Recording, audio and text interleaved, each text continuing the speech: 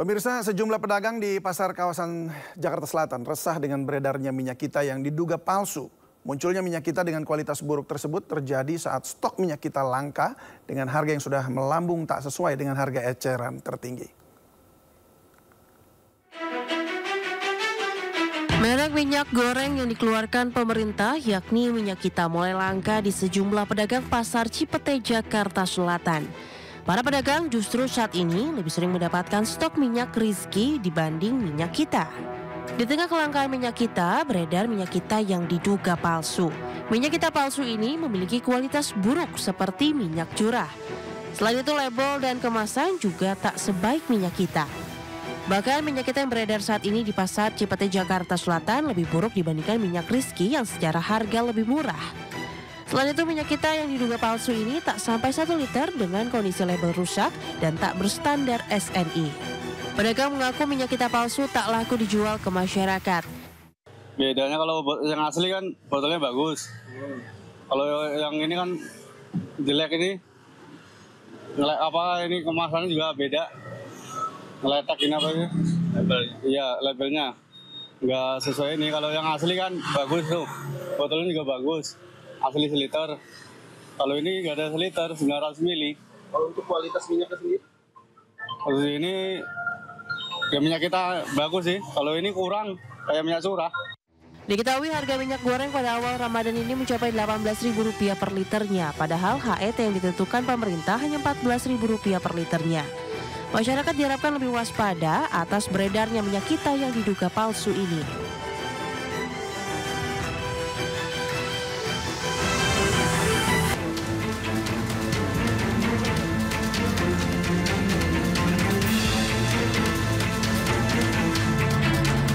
Lima mobil damkar dan 1 mobil meriam air dikerahkan ke Mapolda Banten di Jalan Syekh Nawawi, Al-Bantani, Kota Serang.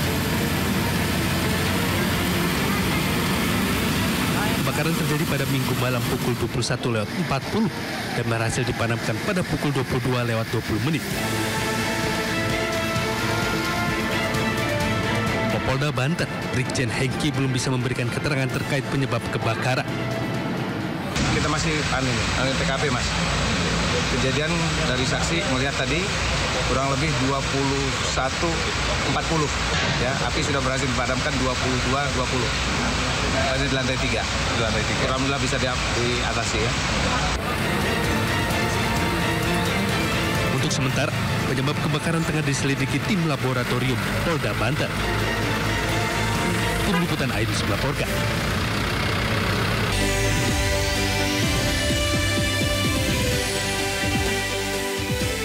Dua terdakwa pembunuhan bos rental dituntut penjara seumur hidup dan satu lainnya dituntut hukuman 4 tahun penjara.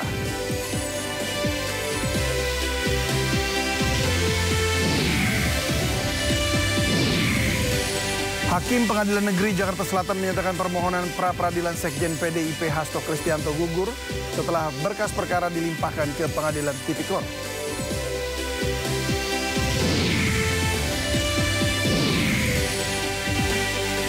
Klarifikasi informasi yang diperoleh KPK terkait penyusutan anggaran program makan bergizi gratis bukan temuan yang diverifikasi.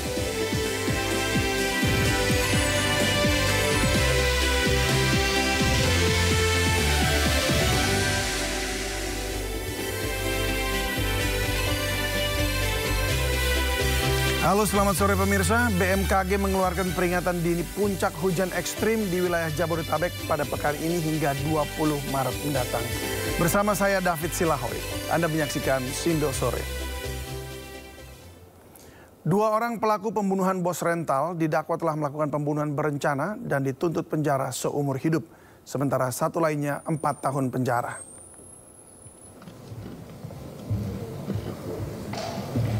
Tuntutan ini dibacakan oleh auditor militer dalam sidang lanjutan kasus penembakan bos rental mobil yang melibatkan 3 anggota TNI Angkatan Laut.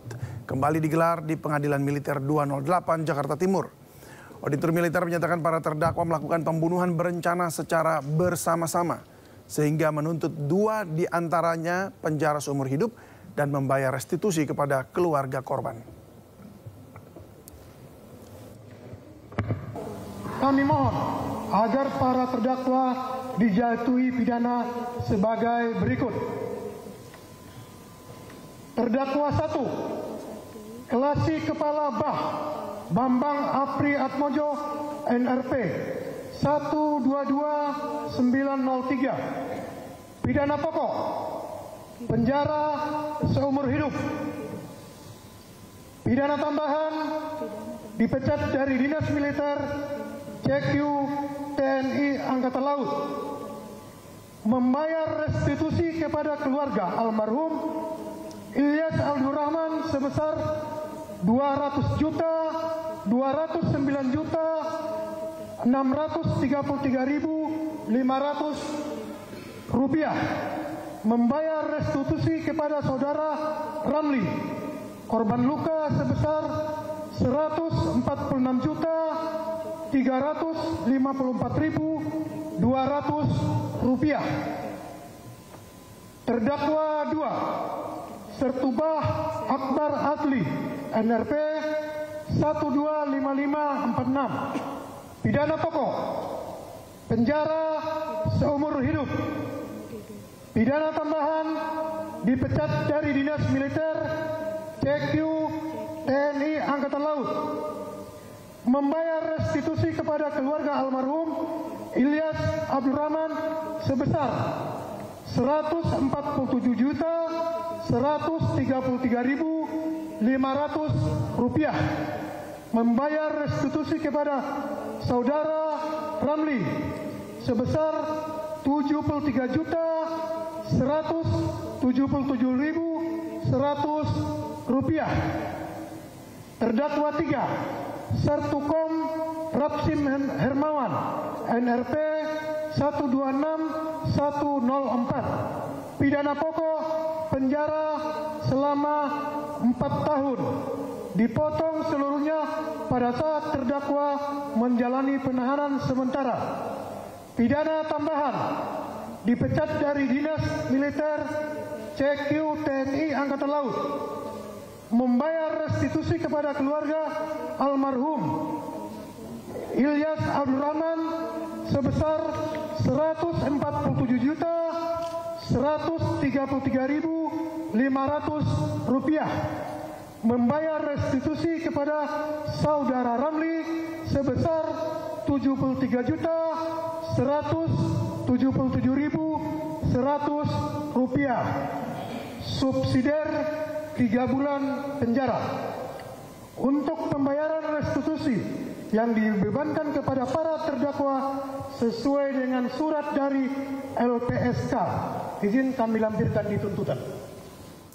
Ya, pemirsa, sidang tuntutan penembakan bos rental mobil yang menjerat 3 oknum TNI Angkatan Laut digelar pada hari ini di Pengadilan Militer Jakarta. Dan saat ini kita bergabung dengan Esra Ambarita di lokasi sidang. Halo Esra, apa saja poin penting dalam sidang tuntutan penembakan bos rental kali ini?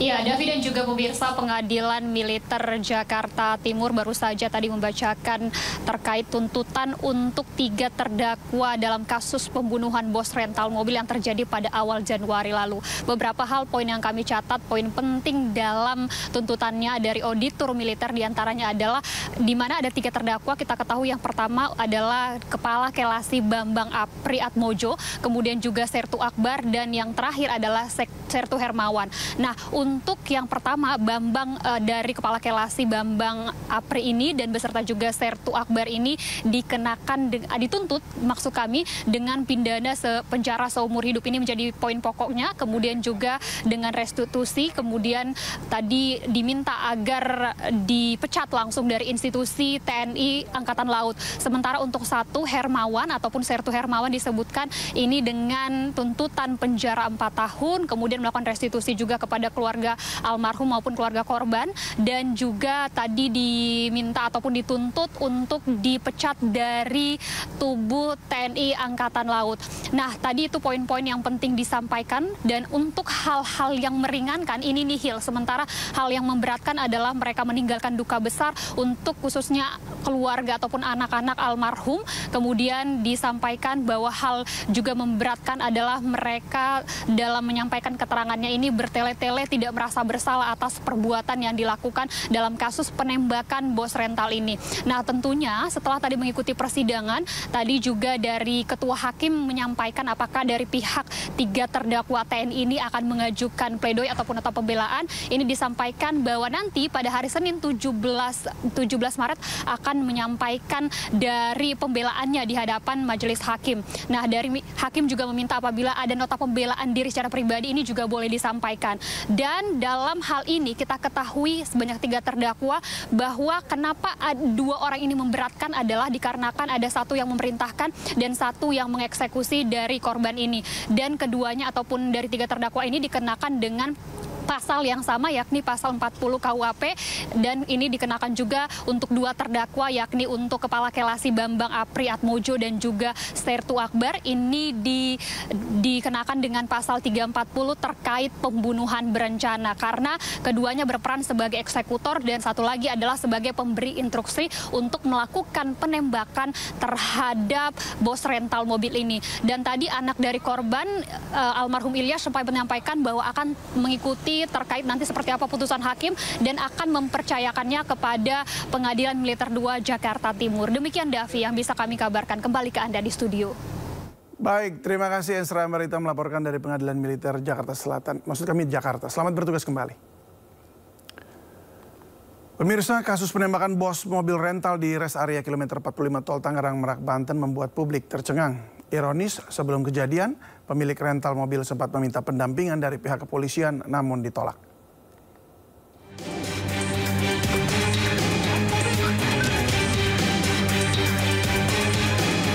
2 Januari 2025, seorang pengusaha rental mobil ditembak mati saat mencoba mengambil kendaraan miliknya yang dibawa kabur tersangka di res area kilometer 45 Tangerang Merak.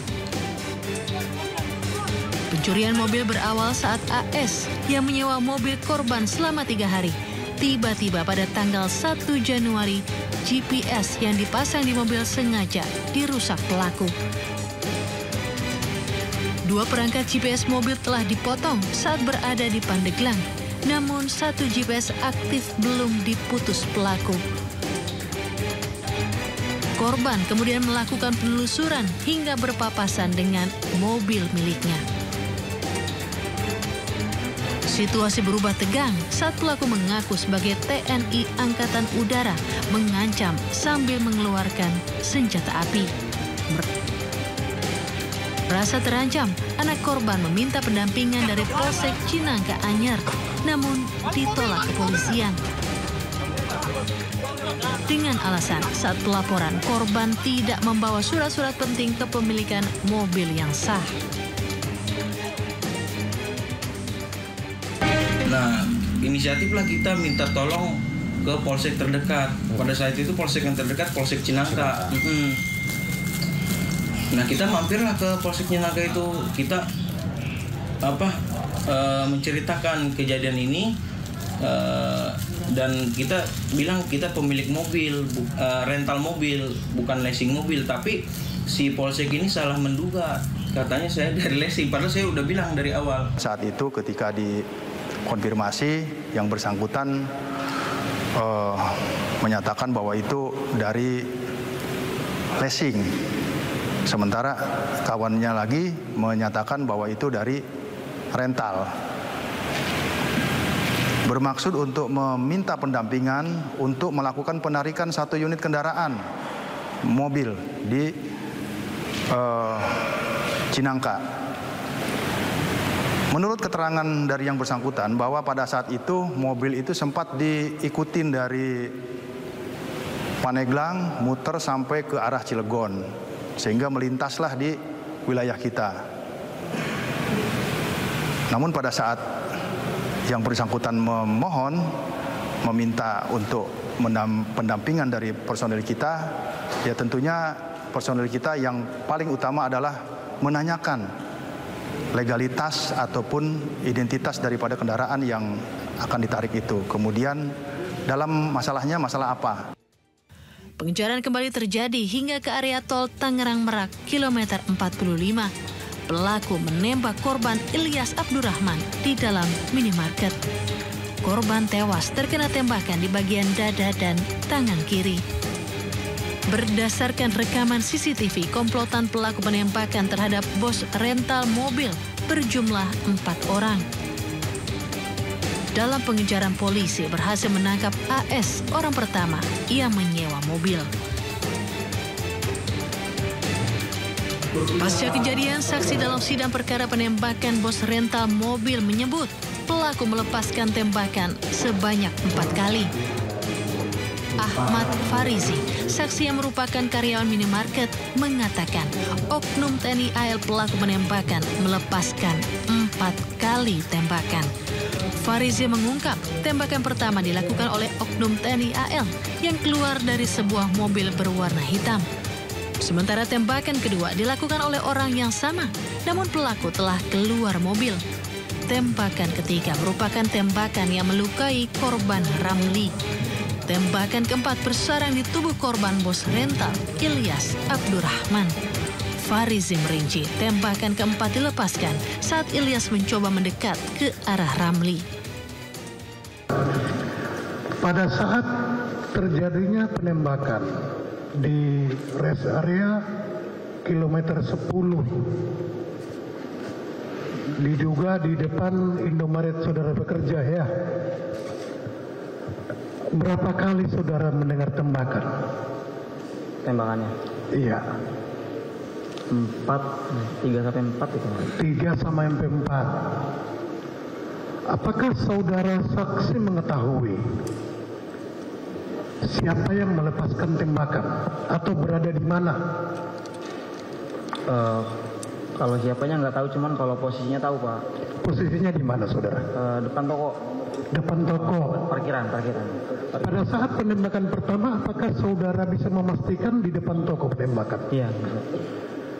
Yang menembak itu berada di mana? Apakah di depan toko atau di mana? Di mobil, Pak. Di mobil.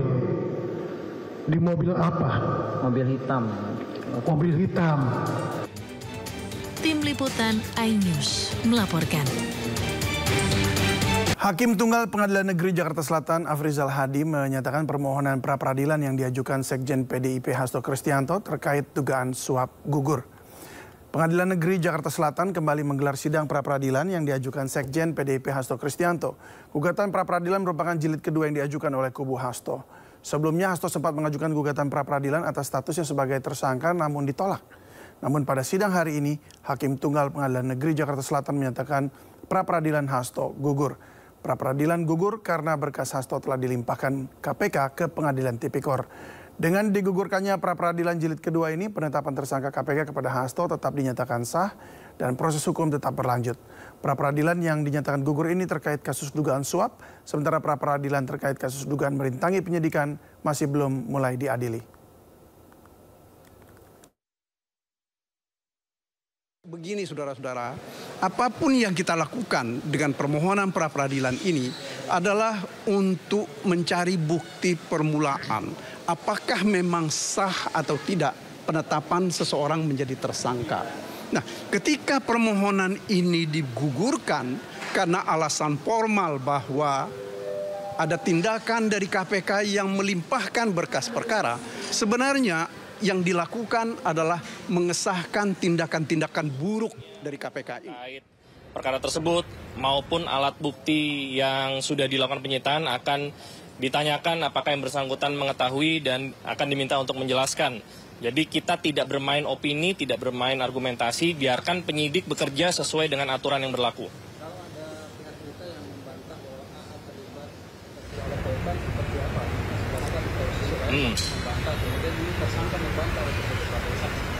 Ya, jawaban saya sama.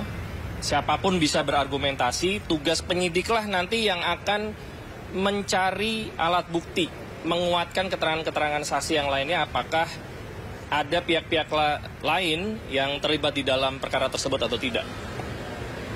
Mas, soal ini pra-peradilannya Pak Hasto hari ini. Ya. Kan udah digugurkan tuh pra-peradilan. Tapi kubu Pak Hasto menilai KPK terlalu terburu-buru, sengaja terburu-buru untuk mengindahkan pra-peradilan. Apakah itu benar? Pernyataan ini mungkin atau pertanyaan ini sudah kesekian kalinya ya ditanyakan oleh rekan-rekan. Saya jawab kembali untuk kesekian kalinya. KPK tidak terburu-buru. Ya. Saya ingatkan kembali bahwa pada saat pra-peradilan yang pertama diajukan tim kuasa hukum saudara HK, KPK mengikuti prosesnya sampai akhir. Ya. Walaupun hakim menilai gugatannya tidak tepat, dalam hal ini yang seharusnya diajukan 2 gugatan dijadikan 1.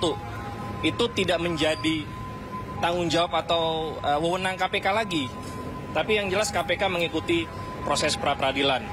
Di saat yang sama, karena ini merupakan hal yang berbeda pra-peradilan dengan penyidikan, penyidikan tetap berjalan. Penyidik memanggil saksi-saksi, mengumpulkan alat bukti, dan pada saat tim kuasa hukum mengajukan pra-peradilan untuk yang kedua kalinya, penyidik sudah menyerahkan berkas perkara ke jaksa penuntut umum dan dinyatakan lengkap. Ya, jadi tidak terburu-buru diserahkan dan dilimpahkan tepat pada waktunya. Itu saja pernyataan saya. Mas, untuk kasus LNG Pertamina, apakah KPK berencana memanggil pengusaha Riza Khalid karena sebelumnya sempat terungkap kasus keterangannya itu keterkaitan yang bersangkutan di kasus LNG Pertamina? Ya, siapapun yang menurut penyidik dianggap mengetahui dan dibutuhkan keterangannya dalam rangka memperkuat, memenuhi unsur perkara yang ditangani, akan dilakukan pemanggilan. Jadi tidak spesifik ke satu orang tertentu, tapi siapapun. Dan siapa yang akan dipanggil itu kita serahkan sepenuhnya kepada penyidik.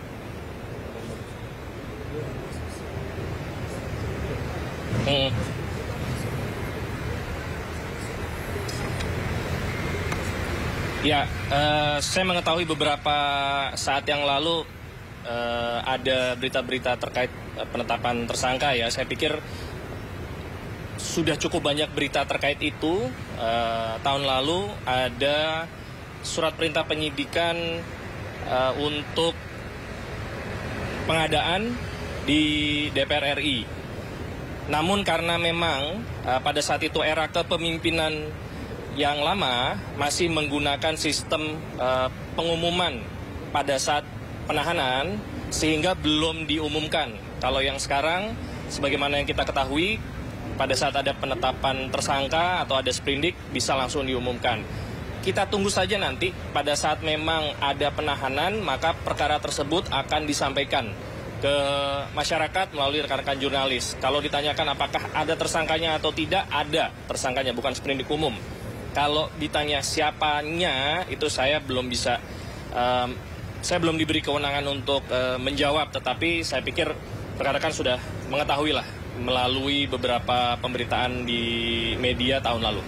Mas, penegasan aja Mas. Sekjen DPR itu kan dari beberapa waktu lalu dia satu lama yang baru ramai lagi gitu. Ya. Dan masalahnya adalah dengan kerugian negara atau BPKP yang nggak selesai-selesai. Nah ini KPK nggak mau mendorong dari internal aja gitu atau gimana sih Mas? Ya, karena sudah berproses di auditor BPKP, jadi kita menunggu proses perhitungan kerugian negara tersebut untuk bisa selesai. Karena untuk mengganti, merubah siapa yang menghitung itu membutuhkan waktu yang lebih lama lagi. Ya, jadi kita hormati auditor BPKP yang saat ini sedang menghitung. Harapannya dalam waktu dekat bisa segera selesai dan perkara ini bisa segera dilimpahkan ke jaksa penuntut umum.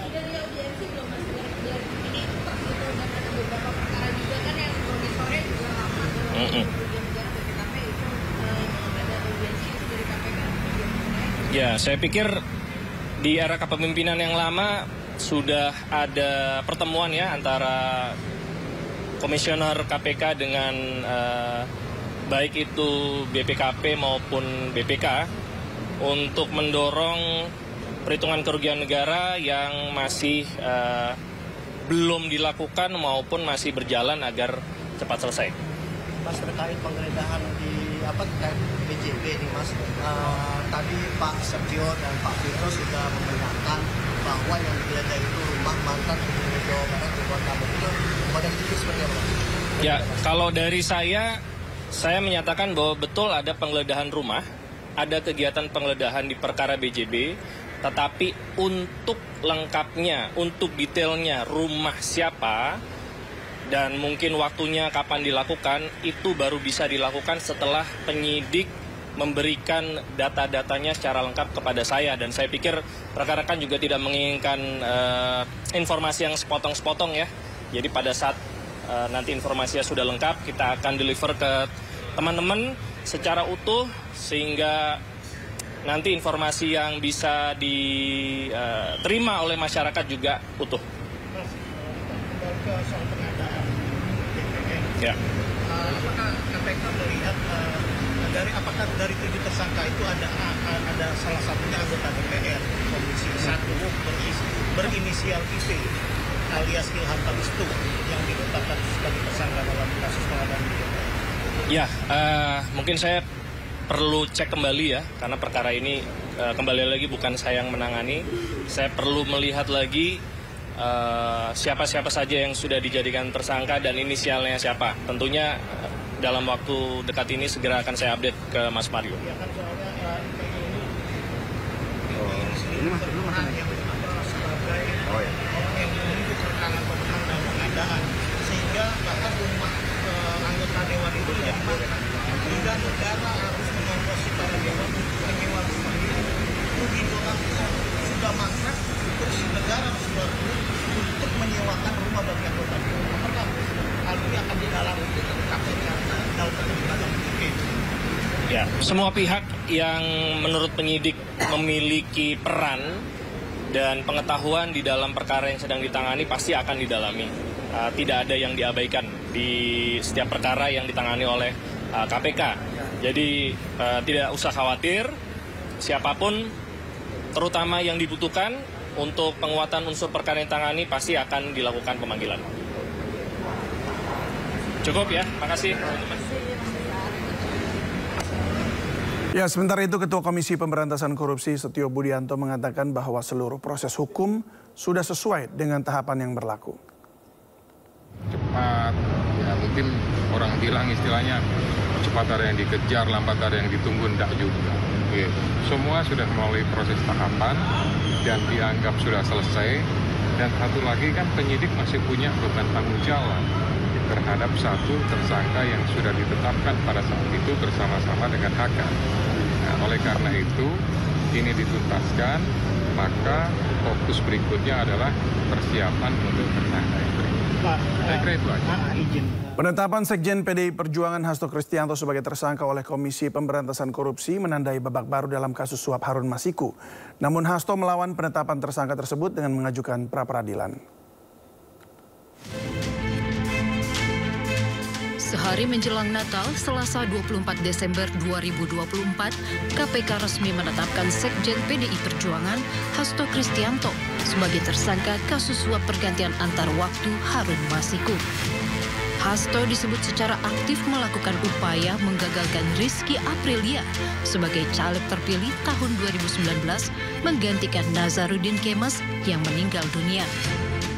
Komisi Anti Rasuah menemukan bukti Hasto bekerja sama dengan Harun Masiku menyuap komisioner KPU saat itu Wahyu Setiawan untuk meloloskan Harun Masiku sebagai anggota legislatif menggantikan Nazarudin.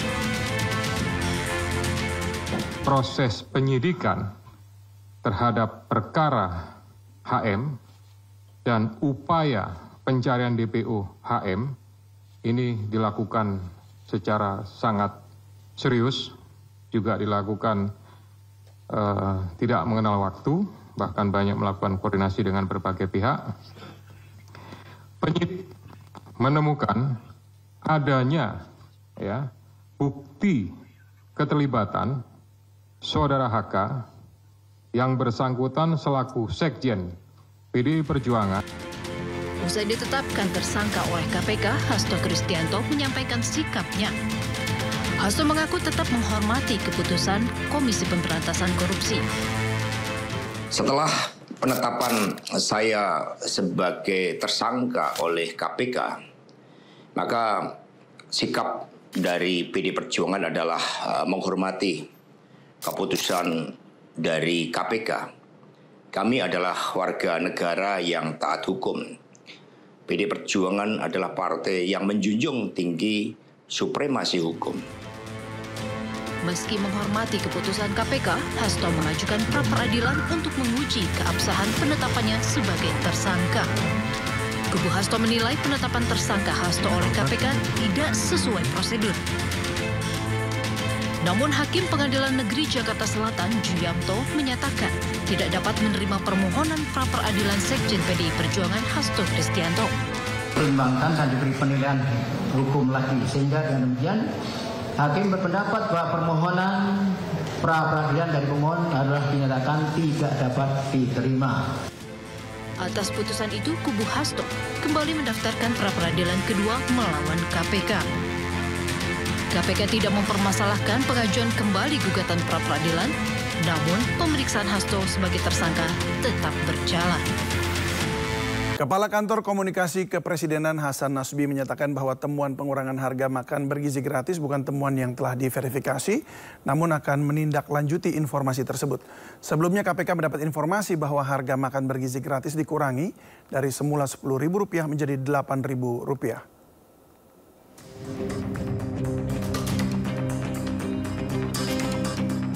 Baru beberapa bulan berjalan, Komisi Pemberantasan Korupsi menerima informasi bahwa dana makan bergizi gratis dikurangi. Makan bergizi gratis yang seharusnya diterima senilai Rp10.000 per orang, berkurang menjadi Rp8.000 per porsi. Pihak KPK telah menyampaikan temuan ini pada Badan Gizi Nasional. Karena itu, KPK meminta agar BGN segera menyelidiki dan menindaklanjuti informasi ini sebagai tindak pencegahan. Nah, salah satunya memang saya sampaikan berdasarkan informasi, ya, dan informasi ini kan belum diverifikasi, belum divalidasi. Ini baru informasi, tapi karena kegiatannya adalah bersifat kegiatan pencegahan, maka kami sampaikan dengan harapan bahwa informasi ini bisa segera disikapi secara preventif, gitu. Jangan sampai nanti sudah terlalu banyak, sudah semakin membesar, sudah terjadi di mana-mana, malah akhirnya menjadi sesuatu yang kontraproduktif. Usai temuan itu, pihak Istana buka suara dan berjanji akan menindaklanjuti informasi yang diberikan oleh KPK. Melalui Kepala Kantor Komunikasi Kepresidenan Hasan Nasbi, Istana menyatakan bahwa temuan pengurangan harga makan bergizi gratis bukan temuan yang telah diverifikasi. Agar program makan bergizi gratis berjalan dengan baik, Badan Anti Rasuah menekankan pentingnya tata kelola keuangan yang transparan. Selain itu diperlukan keterlibatan masyarakat serta memanfaatkan teknologi dalam pengawasannya. Dari Jakarta, Rizky Falufi, iNews melaporkan. Dan untuk mengetahui apa temuan dari Istana mengenai hal ini, sudah bergabung bersama kami juru bicara Kantor Komunikasi Presiden, Dede Prayudi. Sebelumnya kami juga sudah menghubungi juru bicara Komisi Pemberantasan Korupsi, namun berhalangan hadir. Selamat sore, Mas Uki. Ya, selamat sore, Mas David. Ya, terima kasih sudah hadir bergabung bersama kami. Mas Uki, apa temuan terbaru? Kan kemarin Pak Hasan Nasbi bilang akan menyelidikinya begitu. Apa temuan terbaru dari Istana terkait dugaan pemotongan anggaran MBG di daerah ini? Iya, jadi ada informasi yang harus kami luruskan terlebih dahulu ya. Terkait dengan asumsi, narasi, atau dugaan adanya pemotongan anggaran MBG. Jadi begini, pertama-tama Pagu MBG itu tidak ada yang dipatok harganya berapa per menu, kurang lebih seperti itu ya. Jadi setiap daerah itu memiliki indeks kemahalannya masing-masing. Jadi saya ambil contoh misalnya ya, ada di Kabupaten Binjai misalnya, ini saya sambil melihat catatan ya, itu rata-rata per hari dalam satu minggu itu misalnya dia di bawah 10.000, yaitu di angka 9.000 ya. Demikian juga di Kabupaten Lebak juga di angka 9.000. Nah, berbeda dengan 2 kabupaten tadi ya, ada di Papua, Kabupaten Puncak Jaya, itu harga rata-rata per menu ya dalam seminggu itu di angka 47.000, sementara di Pontianak 12.000.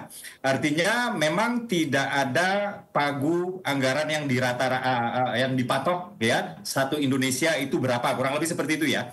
Nah, apabila kemudian dalam satu hari realisasi harga makanan yang dibeli itu di bawah apa yang sudah menjadi pagu, nah ini maka kemudian di keesokan harinya atau di besokannya lagi dia akan melebihi apa yang sudah digariskan oleh pagu anggaran. Makanya tadi saya katakan dalam seminggu kurang lebih seperti itu. Jadi kalau misalnya hari Senin dia di atas yang sudah dipagu, bisa jadi di Selasa atau di hari Rabu dia di bawah yang sudah dipagu. Tapi satu hal yang pasti ya, harga yang sudah dipagu ini mematok kepada jumlah kalori. Jadi misalnya nih ya, kalau kita berbicara kelompok umur anak-anak katakanlah usia 6-7 tahun. Nah ini kan jumlah kalori yang harus dikonsumsi ini tidak terlalu banyak, hanya sekitar 400 sampai dengan 500. Nah sementara kalau kita berbicara ibu hamil, ini antara 600 sampai 700 nih kalorinya. Sehingga apa? Sehingga kemudian biaya atau harga yang harus dibayarkan itu juga tentu saja terimplikasi gitu. Nah, terkait dengan laporan yang dilakukan oleh sekelompok masyarakat kepada KPK, pertama-tama kami menyampaikan terima kasih karena kesuksesan MBG ini tidak mungkin bisa terjadi tanpa adanya pengawasan, tanpa adanya partisipasi dari masyarakat luas. Tapi kemudian sampai dengan saat ini kami belum menerima informasi yang dilaporkan itu berada di titik mana gitu.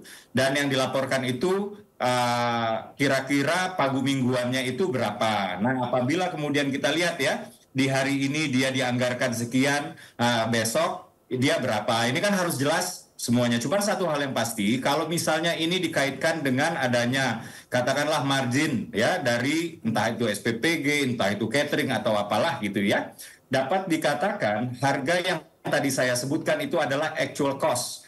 Terkait dengan biaya-biaya karyawan di SPPG, terkait dengan biaya-biaya kebersihan SPPG, terkait dengan biaya-biaya pembelian infrastruktur atau kelengkapan alat-alat seperti tray, panci, dan lain-lain, itu di luar angka-angka yang saya sebutkan tadi. Jadi tidak ada tuh yang namanya margin-margin. Jadi masyarakat, publik, tidak perlu khawatir gitu. Tapi satu hal yang pasti, kita tetap akan menyelidiki dan BGN ya sudah berkoordinasi dengan KPK untuk terus menindaklanjuti. Jadi saya sendiri juga belum menerima informasi dari KPK ya. Jadi PCO belum menerima informasi dari KPK sudah sejauh mana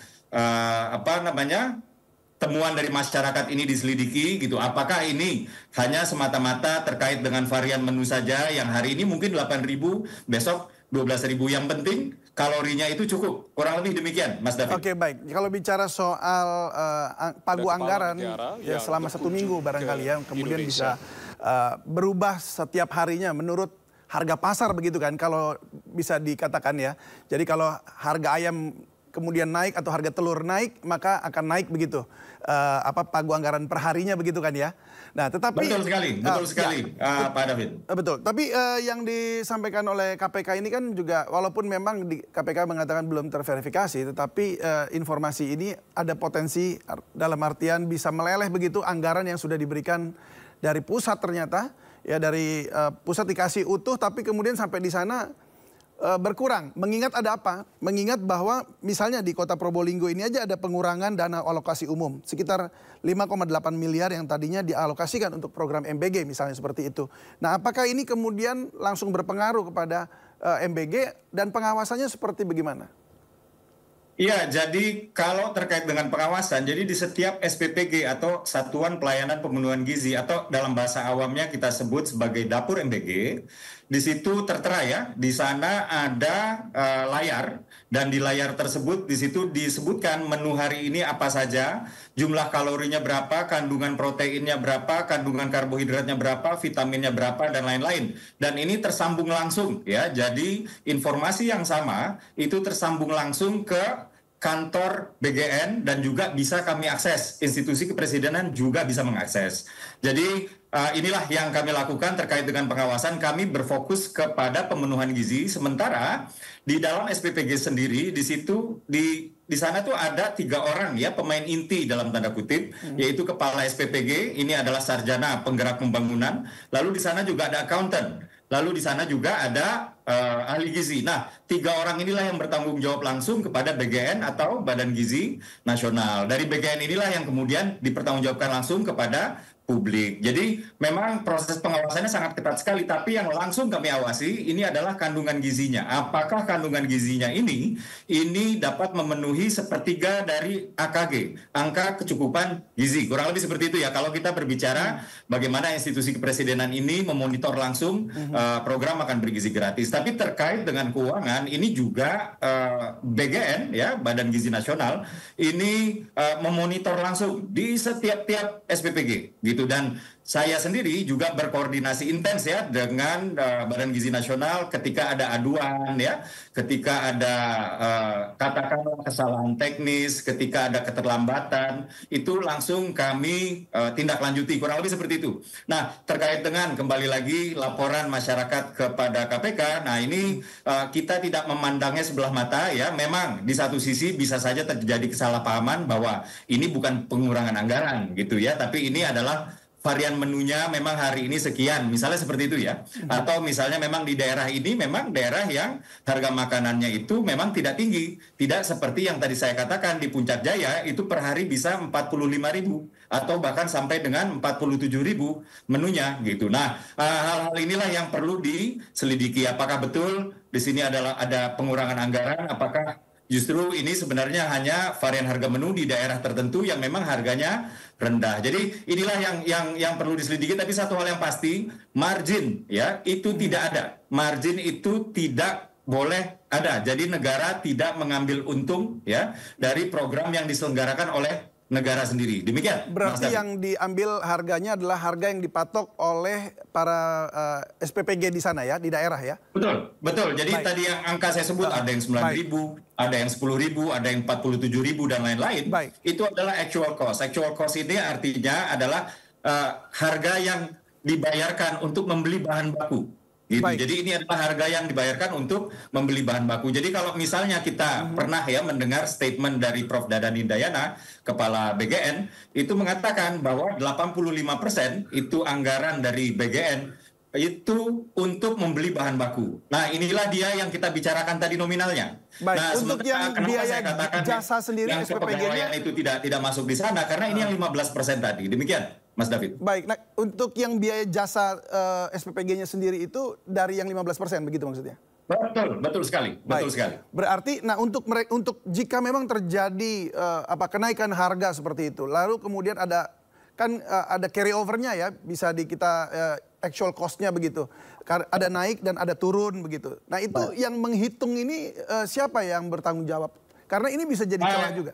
Iya, inilah dia fungsinya seorang accountant di dalam masing-masing SPPG atau Satuan Pelayanan Pemenuhan Gizi.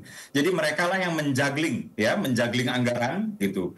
Juga di bawah supervisi dari kepala SPPG yang berkoordinasi dengan ahli nutrisi yang menentukan menu. Gitu. Jadi di sini ada menu yang ditentukan dan harus variatif. Nggak bisa satu hari itu sama terus. Nanti anak-anak kita pada bosan, Mas David. Jadi setiap hari itu harus beda-beda dan ini kan ada dampak biayanya. Jadinya juga biayanya berbeda-beda. Nah, mereka yang mengatur-ngatur soal atau menjuggling ya terkait dengan harga yang dibayarkan per harinya. Misalnya ada hari ini harganya lebih rendah, maka carry over kelebihannya itu untuk besok supaya bisa harganya lebih tinggi dan lain-lain, itu adalah accountant yang di dalam SPPG tadi. Tapi begini, misalnya menu susu nggak tiap hari. Nah ini kan bagian dari menjuggling tadi. Menu daging di satu SPPG itu cuma seminggu sekali. Nah ini juga bagian dari menjuggling tadi. Jadi tapi accountant-nya ini approved by ini ya? Mahal. Maksudnya accountant-nya ini approved by istana begitu? Atau oleh presiden begitu? Oleh BGN, Badan Gizi Nasional. Jadi oleh BGN. 3 orang yang tadi saya katakan yang bertanggung jawab langsung kepada BGN terkait dengan operasional, terkait dengan perencanaan MBG di masing-masing daerahnya bertanggung jawab untuk 3.000 penerima manfaat. Itu adalah kepala SPPG, accountant dan juga nutrisionis. Itu semuanya bertanggung jawab langsung ke BGN Pusat. Yang dimana BGN Pusat melaporkan kepada kami. Demikian. Mas Baik, Mas Uki, ini kan program makan bergizi gratis ya, tetap berjalan ya selama Ramadan. Bedanya kalau menu yang diberikan bukan lagi nasi, lauk pauk, dan sayur. Tapi kami mendapati ini berupa makanan kering yang tahan lama hingga sore hari. Kita lihat dulu liputannya. SDN 15 LIPI Jakarta Barat tetap melaksanakan program makan bergizi gratis selama bulan suci Ramadan. Menu yang diberikan kepada para murid yakni menu yang praktis dan tahan lama hingga bisa dibawa pulang. Nasi, lauk, dan sayuran kini diganti dengan makanan ringan seperti biskuit, susu, kurma, dan telur rebus. Jika biasanya MBG disajikan dengan kotak makanan, saat ini dibungkus dengan tas khusus. Meski berbeda, namun kalori yang terdapat di dalam menu MBG dinilai cukup untuk kebutuhan anak-anak. Iya, otomatis pasti ada lah. Karena kalau sebelum itu kan dapat sayur, dapat daging ayam, dapat nasi dan buah. Tapi kalau untuk selama bulan suci Ramadan ini hanya berupa snack ringan yang mereka bisa bawa pulang untuk berbuka di rumah gitu. Program makan bergizi gratis diharapkan dapat menjangkau 82,9 juta penerima manfaat sampai akhir tahun 2025. Tentunya penguatan sinkronisasi dan koordinasi di lapangan tetap terus dilakukan. Dari Jakarta, Tim Liputan melaporkan. Ya, Mas Uki, untuk bicara soal yang Ramadan ini idenya baik sekali kalau memang melihat kandungan gizinya juga tidak dikurangi. Tetapi bicara soal harganya, ini ada perubahan harga nggak yang soal barang-barang yang paket yang khusus ini di Ramadan? Ya, penyesuaian harga itu kan dilakukan per minggu ya. Jadi di setiap minggu di setiap SPPG itu dilakukan perencanaan keuangannya gitu. Dan di sanalah kemudian menunya juga dirancang di minggu tersebut. Jadi perubahan secara global atau secara nasional itu nggak ada. Jadi perubahan secara nasional itu nggak ada. Dan apabila kemudian nanti misalnya dalam 1 bulan Ramadan ini nanti misalnya ya 1 bulan Ramadan ini ternyata masih bisa saving sekian, maka akan di carry over atau dilimpahkan ke bulan berikutnya. Jadi tidak ada anggaran yang diotak-atik oleh negara ya. Jadi sampai dengan bulan September ini ya itu memang 71 triliun memang sedang ada diskusi untuk menambah jumlah penerima manfaat di bulan September, Oktober, November, Desember yang tadinya ya dari 15 sampai dengan 17 juta kemudian ditingkatkan lagi menjadi 82,9 juta seperti yang diinginkan oleh Presiden Prabowo. Jadi tidak ada penambahan anggaran sampai dengan setidaknya hari ini tidak ada pengurangan juga ya? Anggaran, apalagi pengurangan tidak mungkin ada. Baik kalau begitu. Mas Uki, terima kasih banyak sudah berbagi bersama kami di Sindo Sore. Sama-sama. Selamat bertugas kembali, salam sehat selalu Mas Uki. Pemirsa, sejumlah pedagang di pasar kawasan Jakarta Selatan resah dengan beredarnya minyak kita yang diduga palsu. Munculnya minyak kita dengan kualitas buruk tersebut terjadi saat stok minyak kita langka dengan harga yang sudah melambung tak sesuai dengan harga eceran tertinggi. Merek minyak goreng yang dikeluarkan pemerintah yakni minyak kita mulai langka di sejumlah pedagang pasar Cipete, Jakarta Selatan. Para pedagang justru saat ini lebih sering mendapatkan stok minyak Rizky dibanding minyak kita. Di tengah kelangkaan minyak kita, beredar minyak kita yang diduga palsu. Minyak kita palsu ini memiliki kualitas buruk seperti minyak curah. Selain itu label dan kemasan juga tak sebaik minyak kita. Bahkan minyak kita yang beredar saat ini di pasar Cipete, Jakarta Selatan lebih buruk dibandingkan minyak Rizky yang secara harga lebih murah. Selain itu minyak kita yang diduga palsu ini tak sampai 1 liter dengan kondisi label rusak dan tak berstandar SNI. Pedagang mengaku minyak kita palsu tak laku dijual ke masyarakat. Bedanya kalau yang asli kan botolnya bagus. Kalau yang ini kan jelek ini, ini kemasannya juga beda. Ngeletak ini apa ya? Labelnya. Iya, labelnya nggak sesuai ini. Kalau yang asli kan bagus tuh, botolnya juga bagus, asli 1 liter. Kalau ini nggak ada seliter, 900 mili. Kalau untuk kualitas minyaknya sendiri?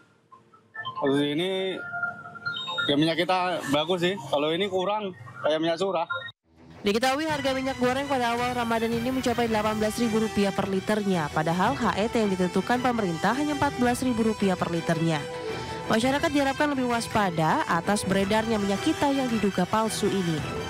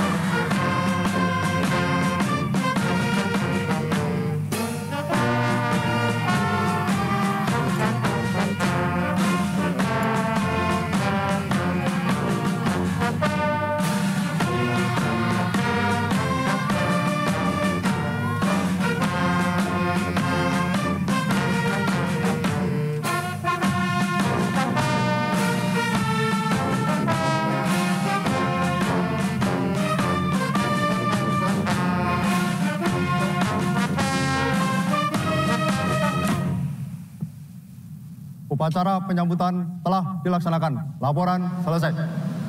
Balik ke tempat.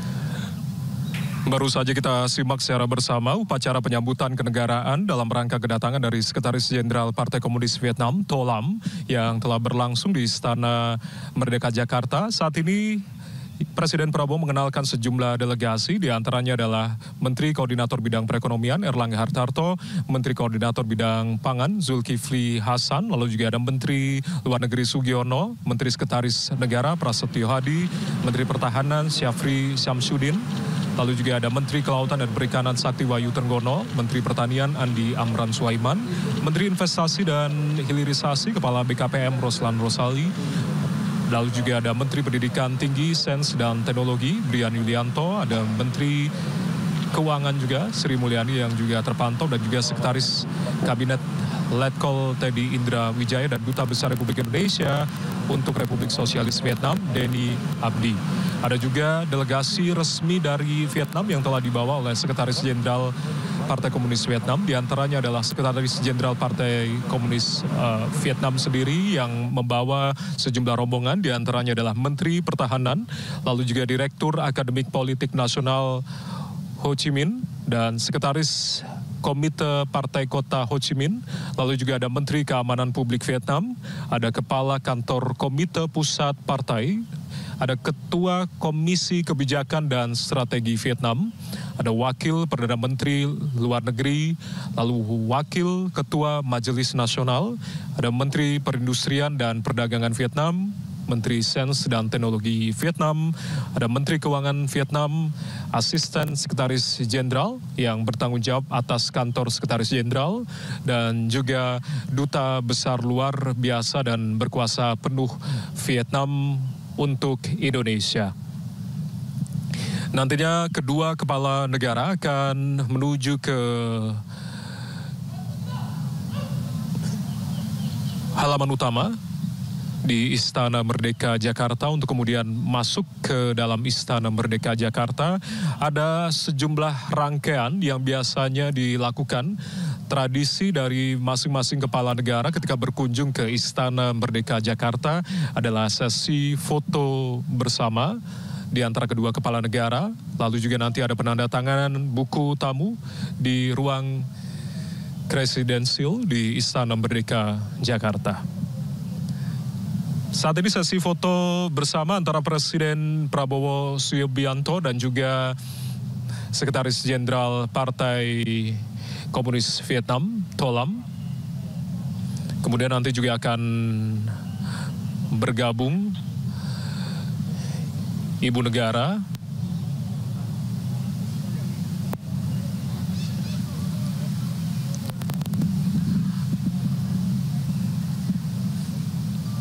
ya, yang Anda simak saat ini adalah penandatangan buku tamu yang tentunya nantinya Sekretaris Jenderal Partai Komunis Vietnam didampingi dengan Ibu Negara, Ibu Ngo Phu Ly, yang akan menandatangani buku tamu di halaman presidensial Istana Merdeka Jakarta. Presidensial Istana Merdeka Jakarta.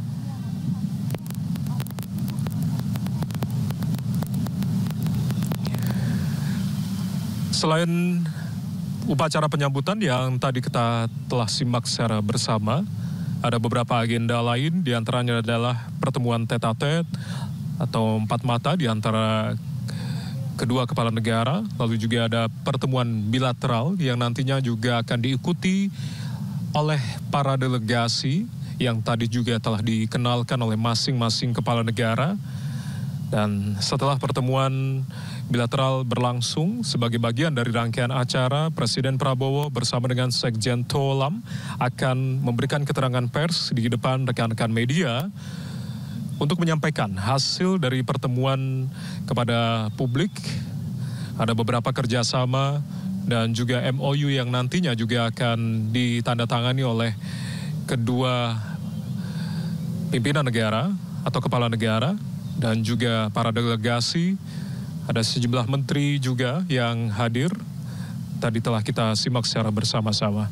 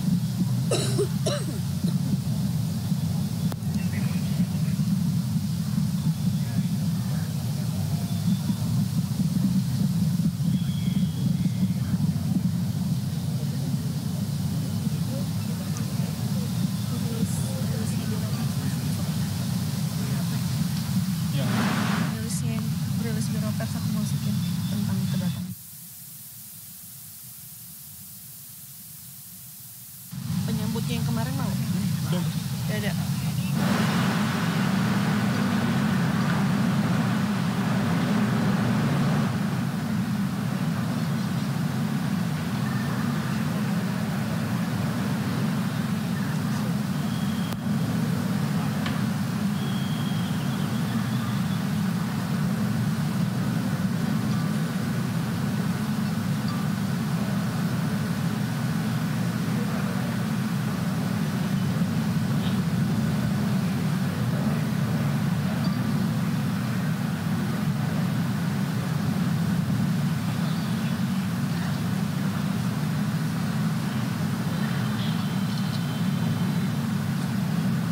Dirahat, ditembak.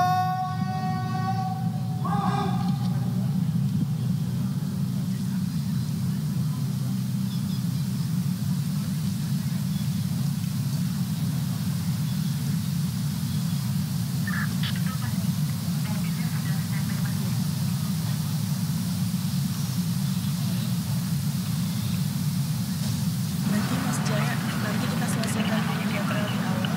Jangan ambil di sini.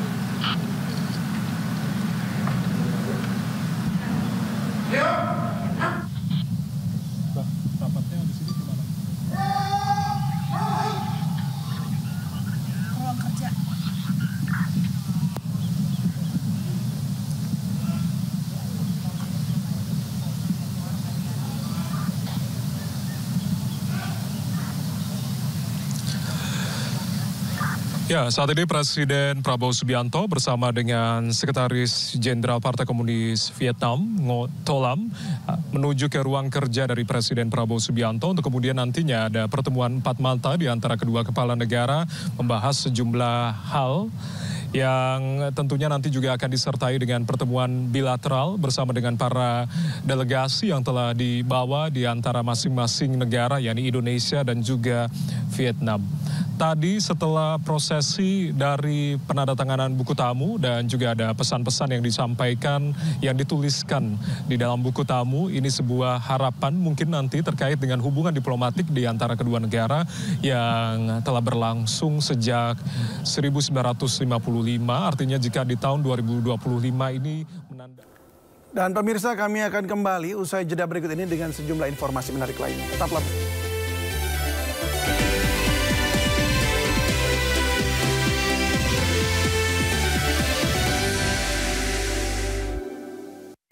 Pemirsa, BMKG mengeluarkan peringatan dini puncak hujan ekstrim di wilayah Jabodetabek terjadi pada 11 hingga 20 Maret mendatang. Apakah pelaksanaan modifikasi cuaca tidak mampu mengatasinya? Untuk membahasnya kami sudah bersama Deputi Bidang Meteorologi BMKG, Guswanto. Selamat sore, Pak Guswanto. Selamat sore, Bung David. Baik, kita akan menghadapi puncak dari cuaca buruk itu begitu ya. Tapi apakah memang karena tidak bisa memodifikasi cuaca atau seperti bagaimana, Pak? Tidak, jadi begini Bung David. Jadi kondisi cuaca itu di Indonesia secara umum ya, bahwa puncak daripada musim hujan itu adalah Desember, Januari, Februari. Sedangkan tidak selalu cuaca ekstrim itu berbanding lurus dengan bencana.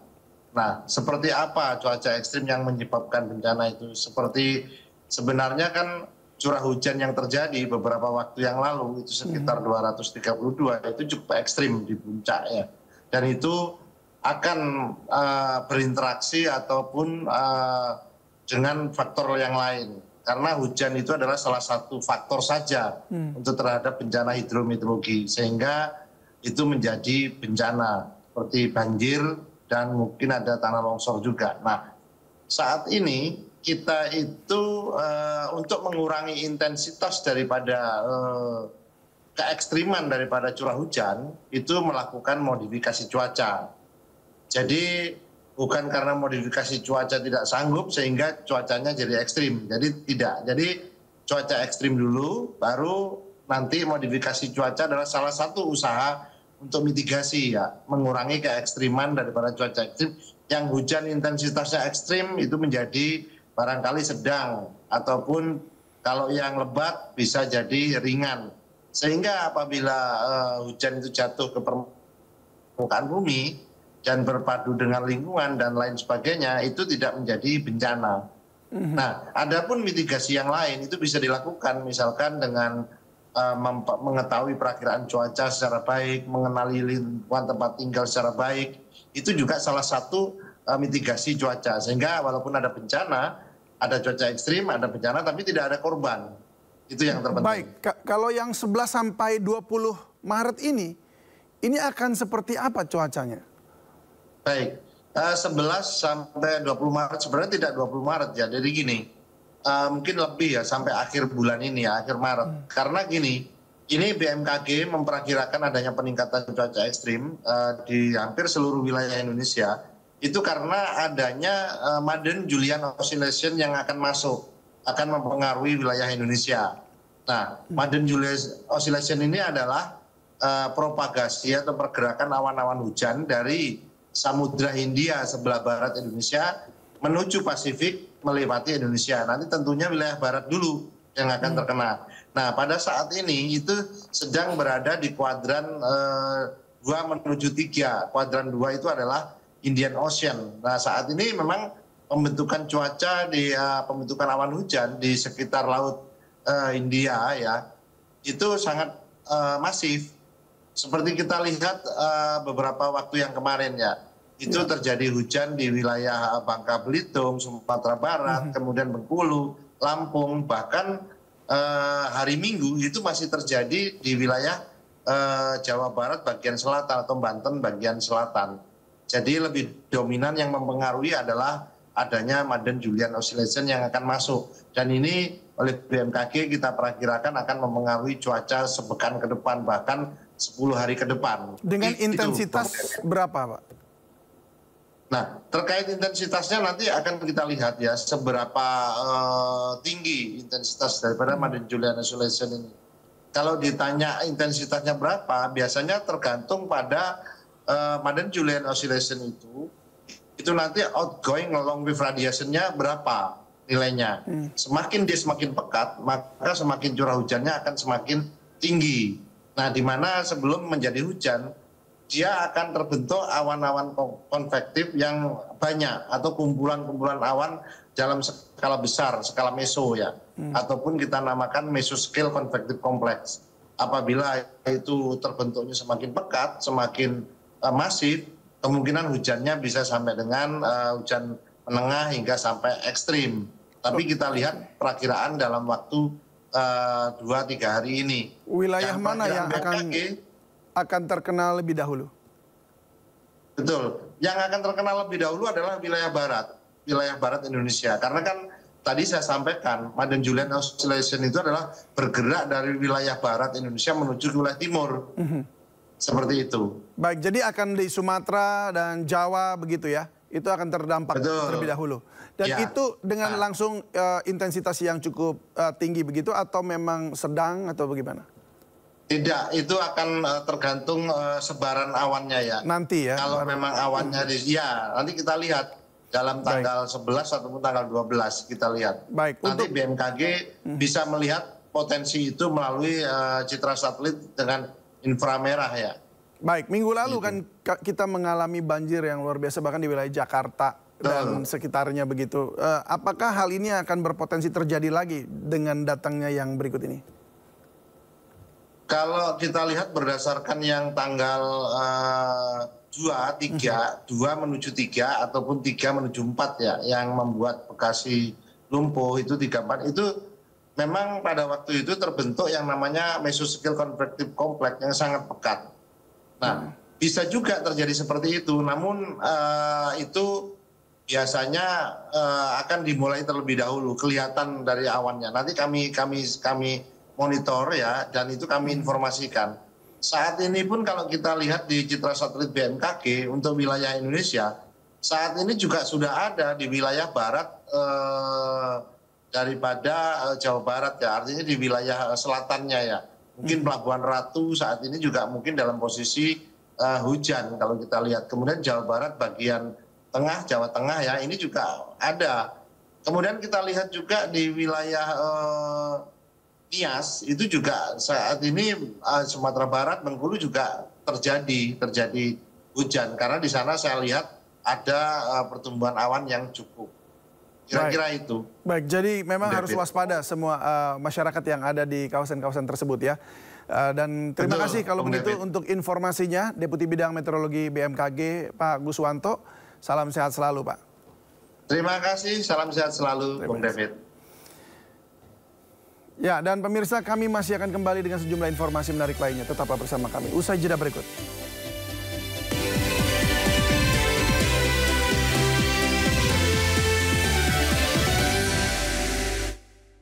Pemirsa, Presiden Prabowo Subianto mengumumkan pembagian tunjangan hari raya atau THR kepada pegawai swasta, BUMN dan BUMD harus diberikan paling lambat 7 hari sebelum Hari Raya Idul Fitri. Selain itu, Presiden Prabowo juga menyampaikan pemberian bonus hari raya kepada pengemudi transportasi online. Akhirnya kita telah memutuskan beberapa kebijakan tentang pemberian THR kepada pekerja swasta, BUMN, BUMD. Dan juga kita telah berunding dan telah kita dapat suatu komitmen dari pimpinan perusahaan pengemudi online, yaitu Saudara Patrick Waluyo, CEO dari Gojek, dan Saudara Anthony Tan, CEO dari Grab, dan juga hadir bersama kita siang hari ini perwakilan para pengemudi online dari Gojek dan dari Grab. Ini saingan rupanya ya. Saingan baik ya kan. Jadi saya sampaikan sebagai berikut. Yang pertama, saya minta agar pemberian THR bagi pekerja swasta, BUMN, BUMD diberi paling lambat 7 hari sebelum Hari Raya Idul Fitri. Dan besaran dan mekanismenya akan nanti disampaikan oleh Menteri Ketenagakerjaan melalui surat edaran. Kemudian yang kedua, pada tahun ini pemerintah menaruh perhatian khusus kepada para pengemudi dan kurir online yang telah memberi kontribusi yang penting dalam mendukung layanan transportasi dan logistik di Indonesia.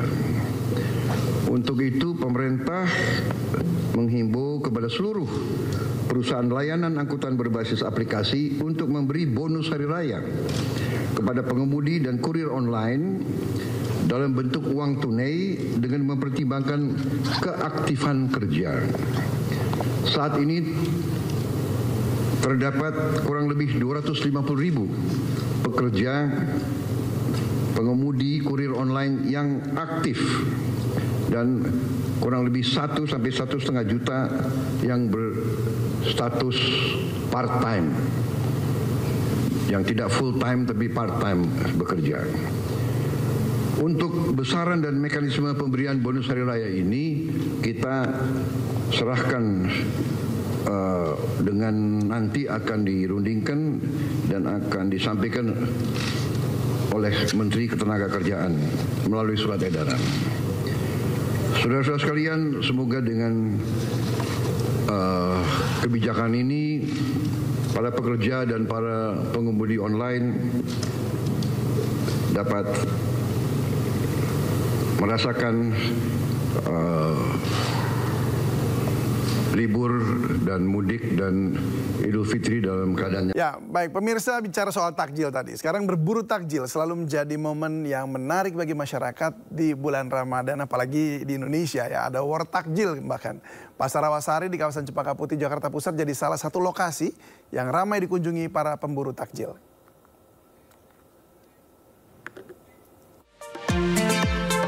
War takjil menjadi agenda yang tak dilewatkan selama bulan puasa.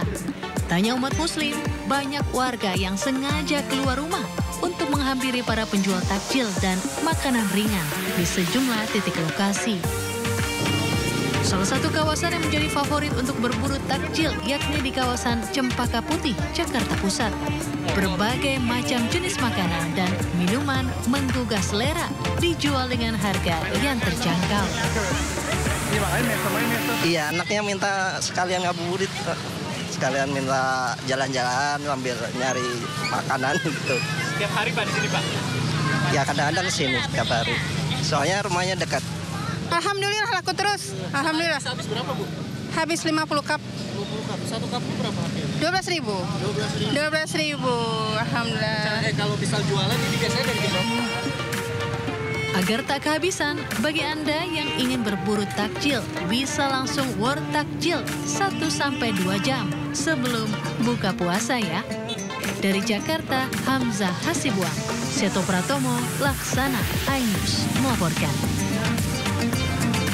Untuk mengetahui suasana berburu takjil di kawasan Ben Hill, Jakarta, kita sudah bersama Dilami Aulia. Dilami, bagaimana semarak berburu takjil di Ben Hill? Selamat sore Davi dan juga pemirsa. Yang menarik di Ben Hill, Jakarta Pusat kalau berburu takjil ya, saya akan tunjukkan yakni ada namanya Istana Bubur. Bahkan ya masyarakat itu harus ngantri. Tadi bahkan antriannya itu dari ujung sini David, dan sekarang antriannya sampai ke ujung sebelah sana. Kira-kira David, apa sih yang menarik dari Istana Bubur ini? Langsung saja kita lihat dan mungkin kita tanya langsung ya sama abang penjualnya nih.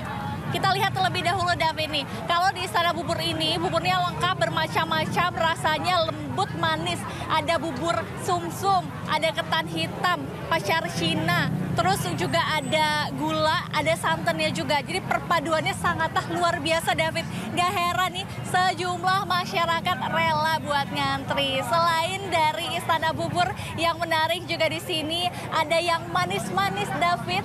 Ada es buah dengan berbagai topping ya. Mulai dari roti, ada alpukat, kemudian ada biji selasih itu sedang dituangkan oleh ibu ya. Ada juga susu.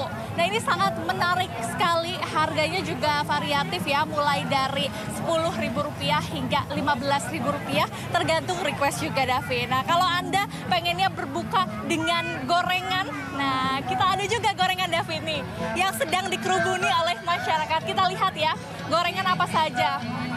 Ada risol, ada tahu isi, terus juga di sini ada apa aja Mbak yang menarik di sini? Ini ada risol mayones, sosis Solo juga ada, rogut ada, pastel ada, macam-macam Kak. Dari mulai harga berapa Mbak? Kita 310 Kak, bisa di-mix sama bisa dicampur sama yang manis sama yang asin.